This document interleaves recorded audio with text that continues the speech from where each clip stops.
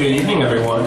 I hope you all got Liz's awesome pun there. I am hoping to blow you out of the water tonight with my presentation about out of the water. Blow you out of the water.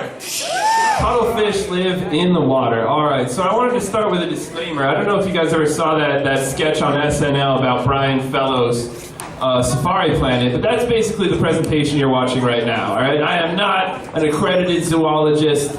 I don't have a degree in environmental sciences. I'm just basically an enthusiastic young man with a 6th grade education and an abiding love for cuttlefish.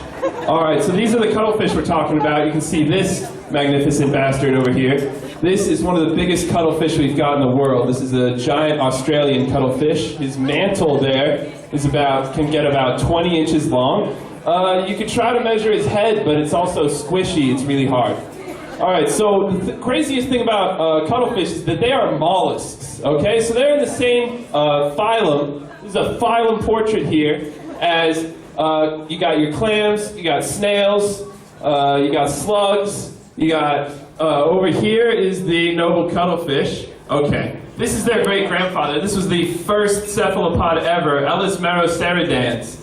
And he has one of the first siphuncules we've ever seen in mollusks. And this is a tube that goes through his chambered shell, shaped like a party hat, that connects all the chambers. And this would later allow cephalopods to regulate their buoyancy. Okay, so then we got the nautilus. All right, this is a little more evolved. He's got the curled shell that's faster to build. It makes him a better swimmer. But he doesn't have the ink sac yet, and he doesn't have the suckers on his arms. Alright, these are some more obscure relatives of the cuttlefish. These were Ammonites. They were really big in the Jurassic and Triassic periods. They were just ripping it up in the oceans. Huge, dominant predators. And they had some really wacky shells going on. They were really experimenting with shells. While they were off doing their thing, they got killed out in the same extinction event that killed the dinosaurs. We also had the Belmanites coming up, and these guys had been forced underwater, like forced closer to the littoral regions, deeper water, because of competition for fish. These guys were still trying to hack it with the straight shells, and they just couldn't do it. The fish were getting more advanced, and they couldn't compete. So they moved into deeper water. If you go too deep, your shell implodes, so it seems like they were quite literally under pressure to lose the shell. They got this internalized structure that sort of let them, oh man, let's talk about modern cuttlefish already. So, males have 8 arms. Females have 6. They all have 2 tentacles, which are like arms, but they only have suckers at the end. They use those for catching food. They move around, they use that skirt and a siphon, which is like a little jet engine. And on the inside, they're really weird. I got to explain the donut. They have a donut-shaped brain. They don't actually have a donut in there. Think of their brain, that donut is representing their brain. The sprinkles are little cuttlefish ideas. They got blue blood because they started having blood before hemoglobin came out. So because of this, they need 3 hearts to keep it going because it doesn't really transfer oxygen that well. They got this really scary beak.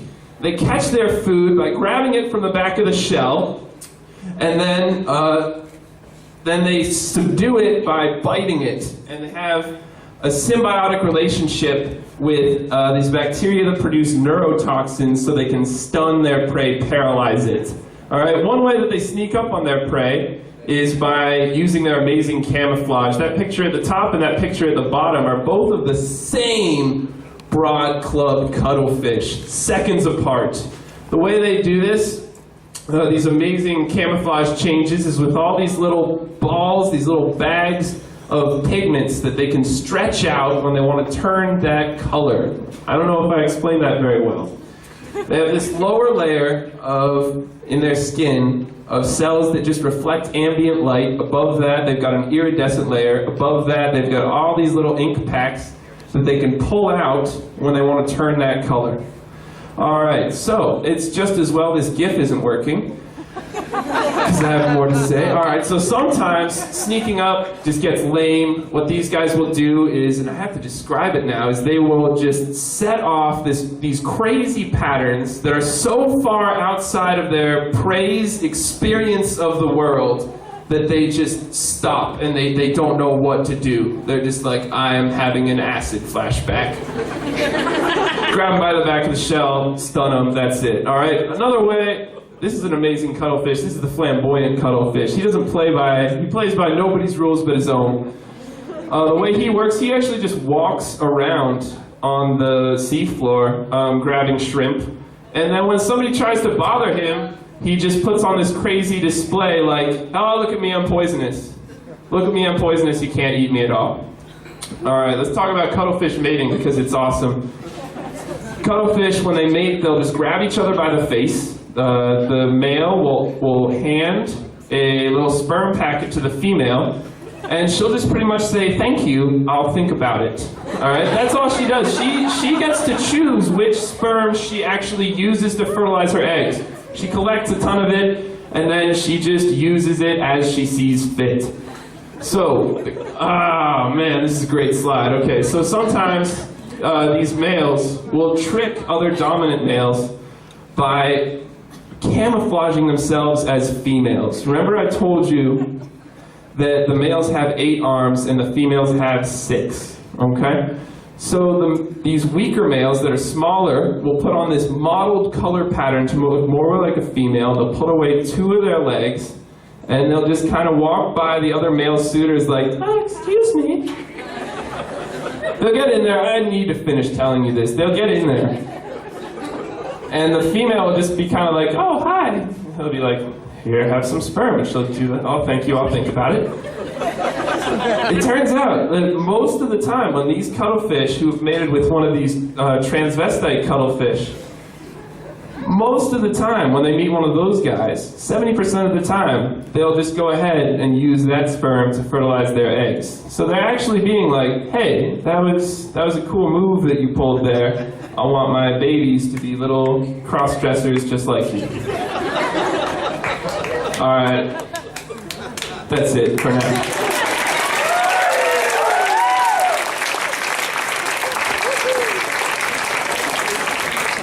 I'm so glad that somebody has the corner of cuttlefish because they're often overlooked, and I am seriously blown out of the water by that presentation, so thank you. Wait till you hear the stuff I didn't even get to. Oh really? Okay, so does anyone want to anticipate what that is, and are there any questions on the floor? I'm going to try and see. Hey. Over here. How do cuttlefish learn skills? Did everyone hear that? How do cuttlefish learn skills? Dude, so many things about cuttlefish are a total mystery, Roswell. For example, okay, I told you about their great skin. I pointed out their W-shaped little eyes. All right? I meant to. All right? Well, they're amazing at changing colors. They are amazing at camouflage. In fact, there was a cuttlefish on every single one of my slides. I don't know if you guys spotted it. There was a cuttlefish there the whole time. That's how good they are at camouflage. All right? I'm getting to the point. They are colorblind. Okay? So we don't even really get how they're doing the skin thing. We know the thing about the chromatophores, about those little cells that they pull out. All right? But we don't know how they're actually deciding how to replicate their environment because they can't see a bunch of the colors that they're displaying. So it's a similar mystery when it comes to them acquiring skills. My theory is that they're just smarter than humans and they like to dick around with us. Because it turns out, like, on some days they will know everything. They'll put them through these little Pavlovian experiments, little mazes to see if they can learn things, can be taught things. Some days they'll just nail it and they'll be like, wow, petty human, this is silly. And other days they'll be like, I've never seen this before in my life. So my answer to you is, it's a mystery how cuttlefish learn skills. Is there any color they can't make? Like, has anyone tried that? Yeah, actually they've done some pretty crazy experiments putting cuttlefish in really unnatural environments. If you Google it, you can find all sorts of pictures of cuttlefish on a checkerboard type of background. And even then, they will put in a valiant effort. I mean, if you were, you know, drunk, you could totally play a whole game of chess with a cuttlefish right in the middle of the board, not even know it. Great, any more? Okay, yeah, in the middle. Is the cuttlefish a fish? Is the cuttlefish a fish? Good question. No, they are mollusks. That's what I was trying to get to. That's why they had those crazy shells for so long. They evolved from mollusks. Their arms evolved from the foot of the mollusk. And like the cuttlebone still has an internalized shell that it uses to make itself negatively buoyant. So it stays floating with this very porous, very soft shell that you may have seen a picture of it in a turtle's mouth earlier in the presentation. Turtles and birds like those to grind their beaks down. So in conclusion, no, they're not fish. They are mollusks. Yeah, they've been evolving since the beginning of the Paleozoic era. So before dinosaurs were even an idea that God had. All right. One final question about cuttlefish and the wonderful world of. Great.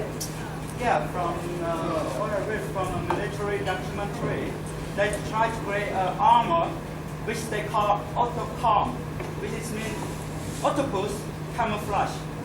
What is your opinion about that? Of using the idea of octopus to be that creature to be a weapon?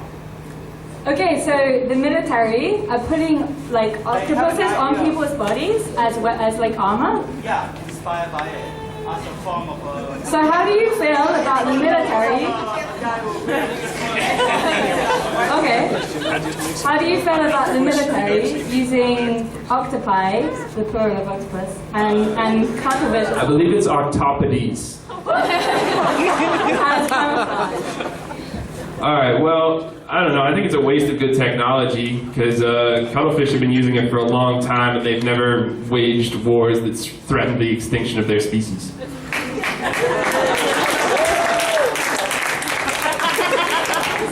That being said, these guys are innovators. I don't know if you noticed that. They are always coming out with new shit. So if you can jump on that, that's great.